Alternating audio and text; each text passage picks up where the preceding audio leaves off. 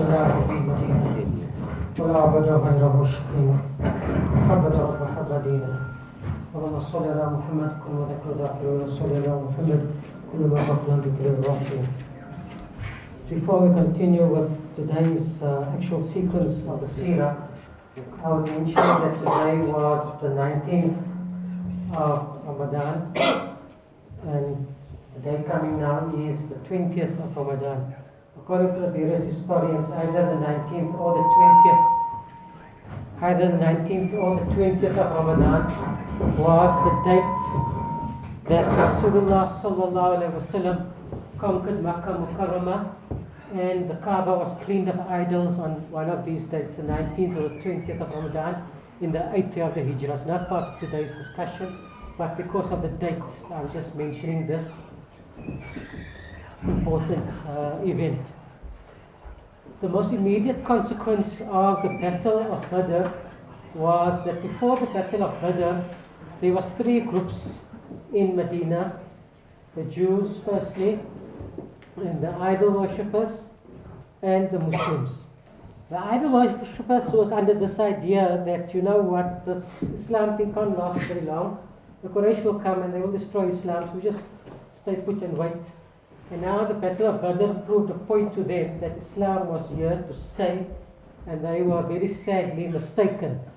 So they decided, you know what, that we'll pretend to be Muslims. So the leader was called Abdullah ibn Ubayy, and he organized them as pretend Muslims. So in Arabic are called munafiqun, hypocrites, people who pretend to be Muslims, but inside they are not actually Muslims. And sadly, up till today, even in Madinah, we know that in any way possibility that people can pretend to be Muslims, but we know that definitely up till today in Madinah, they are still munafiqun. Why? Because Muhammad Rasulullah sallallahu alaihi wasallam told us that when Dajjal approaches Medina, an earthquake will shake Medina, and all those who are not really Muslims, all the hypocrites, they will come out of Medina and go to Dajjal. So up till today, there are still people who pretend to be Muslims, and of those people who pretend to be Muslims, some of them are definitely in Medina. So Allah give us true Iman, save us from this disease of pretense of being Muslims. So by the next year, obviously the Quraysh being defeated and Arabs being very proud people, but anybody can be proud about it. Their pride was smashed, they had been defeated and they wanted revenge. So they organized another army. The first army they sent to Badr was 1,000 fully equipped, and now they tripled the army. They came and they were marching with 3,000 men, this time not to Badr, but heading towards Madinah to destroy the Muslims. When the Muslims got this news, Rasulullah sallallahu alaihi wasallam consulted with the Muslims, what are we going to do? Rasulullah sallallahu alaihi wasallam himself was of the opinion that we'll stay in Medina. We know Medina, we know the terrain, and we will defend Medina.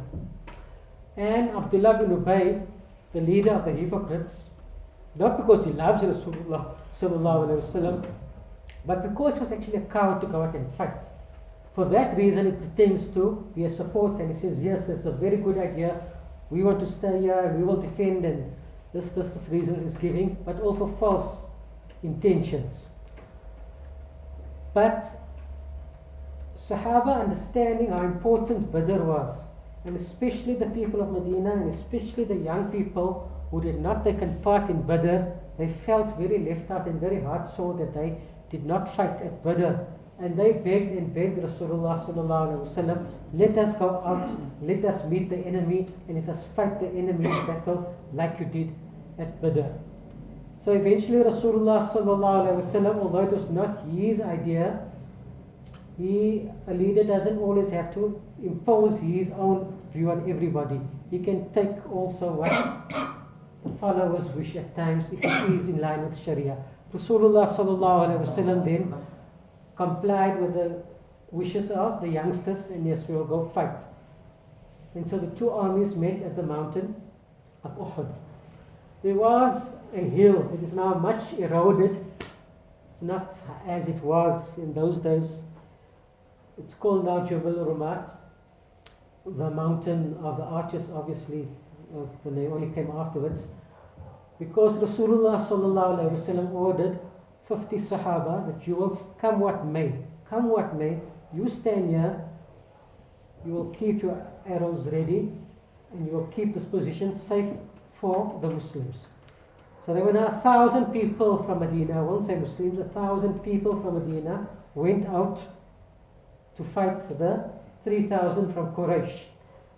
And when they reached there, whether it was pre-planned or whether it happened to occur to Abdullah bin Ubayy at that moment, Allah knows best, but nevertheless it had very bad psychological consequences. Abdullah bin Ubayy had 300 followers, not necessarily all of them hypocrites. Some of them might have been people who misunderstood or were a bit weak in the iman at that moment.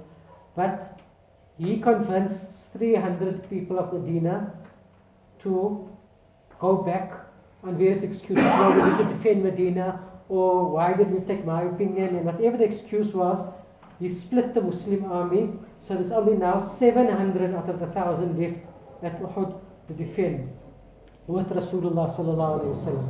And then even in the 700, some of the Anṣār now, and like any human, they felt a bit tremors in the heart that we already outnumbered 3-1, now even less. What's going to happen here? And the thought occurred to them, let us also run away.